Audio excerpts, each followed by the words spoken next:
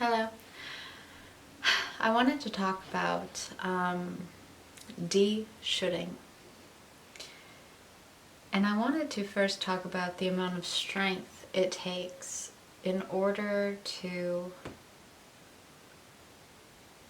go against, right? Go against what you were told or taught or what you were conditioned to believe. It takes a large amount of strength and bravery to go against societal norms, go against what you are told will get you exactly what you want. It takes an immense amount of strength to instead do what you intuitively feel is right for you. And an extreme amount of strength in order to go after your dreams that aren't necessarily realistic to society, your parents, your other family members, your friends even. The amount of strength it takes to go against the grain is unmeasurable, because that strength needs to be continued to be practiced and continued to be had, right? You don't just make the initial decision to go against the norm or go against your childhood beliefs or childhood conditionings, and then it's over. No, you have to keep making those decisions. You have to keep exhibiting that certain type of strength the whole time. And so what do I mean when I said in the beginning of this video, de-shoulding? So especially through our childhood and our adulthood, right, we are told how we should be, who we should be, what we should be, how we should look, how we shouldn't look, what is right, what is wrong, etc., right? We are bombarded with these conditionings, these beliefs that are other people's beliefs, not necessarily our own. We are bombarded with all of this information, right? And especially through the ages of childhood, when you're bombarded with these shoulds,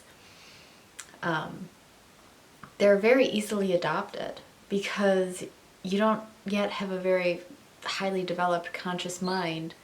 You don't have highly developed intellect to be able to say, well, that doesn't make sense, or I don't want to believe that, right?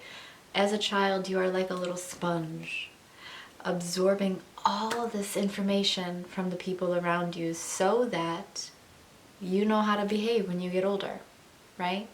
It's a survival thing to absorb every experience, every person, every behavior that you witness, everything you are told. You easily believe it as a truth. And this is good, right? If you have an environment of kind, loving, supportive people around you when you're a child, but this isn't necessarily good when you have a fear-based parent or teacher or really any adult, fear-based, perhaps addicted to something, right? These things, when shown to a child, that child will adopt shoulds and beliefs around what they have seen. But this doesn't end in childhood, right? It's very strong from childhood because we more easily adopt those things that we are told. But it doesn't end there. Once you graduate high school, you are told all of these things you should do in order to have a successful or happy life, right? You're told all of these things. And oftentimes these things you are told and these pressures are coming from your own loved ones, right? And so it's even harder to go against what they are wishing and suggesting and advising and maybe even trying to make you do. And so when you get to the age to realize that all of these things that you were given or bombarded upon with are nothing but other people's opinions or desires or own regrets, right? You begin to realize that you are living your life based upon someone else's input, right? And so you begin to look at what you believe and what you're doing and why you're doing it, and you begin to notice that there are plenty of things that you're doing just because you feel you should do them instead of because you want to. And that is why I can't express how hard it is, the amount of strength and bravery you have to have and exhibit in order to go against the grain, to go against the shoulds, to take control over your beliefs and your actions and reactions, right? Rather than living through your past conditionings, to begin to decide when and what and where and how, right? To be able to decide these things without any sort of external influence. Your boss, your mom, your dad, your best friend, your favorite aunt or uncle, right? The person behind the counter at the coffee shop, all of these people cannot tell you what is best for you and what will make you the happiest. Do not let them should on you. Don't let them tell you what you should do, how you should do it, when you should do it. All of that, in order to actually lead you to happiness and fulfillment, needs to come from you. Sure, gather advice, but don't listen just because someone else told you so. And why is this so hard, right? Well, humans are social species. We are a communal species, right? We love relationships. We love the feeling to be accepted. We want to feel a sense of belonging, right? And so to go against what someone else wants you to do is literally risking your connection to that person. Going against what someone else desires for you or is telling you is best is, what I already said, risking your connection with that person, your relationship with that person. You could come out of that decision by not listening to them without them in your life anymore. And so humans are a societal and communal species. We need to be accepted into a society or a community. And so literally when you are going against what someone else advises for you, you are risking not being accepted by a society or a community.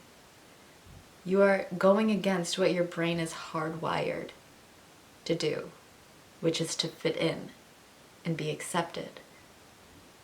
And so when you go against the grain and follow your dreams that other people might say aren't realistic, or dress in a certain way that someone else says you shouldn't, right? Everything that goes against the grain is hard. And that is why I started this video with saying that it takes an immense amount of strength in order to do it. But it is so worth it. Because on the other side of listening to other people so much, of caring about and fearing their opinions and judgments, on the other side of that is freedom and happiness. Because when you can walk around throughout your day not caring what the person that you're going to interact with or anyone that you pass on the street is thinking or caring about what you're wearing or the way you're walking or what you're doing with your life, that's like so many voices that people walk around with in their head, gone. And what's left? Peace of mind. And so if you want to begin to identify your shoulds so that you can recognize whether or not they are ones that you want or are actually truly aligned with who you truly are, begin to look at everything that you are doing. Everything. And then ask yourself, why am I doing it? And or why am I doing it this way? And then you should get the answer. Well, I was told I should. Well, I just think I should. Why do you think you should? And if that answer isn't because I want to, because that's what feels good to me, then you might want to reassess that habit or behavior or thought pattern or way of living, right? I wish you love, happiness, light, peace of mind, and a should-free life. Thank you for watching.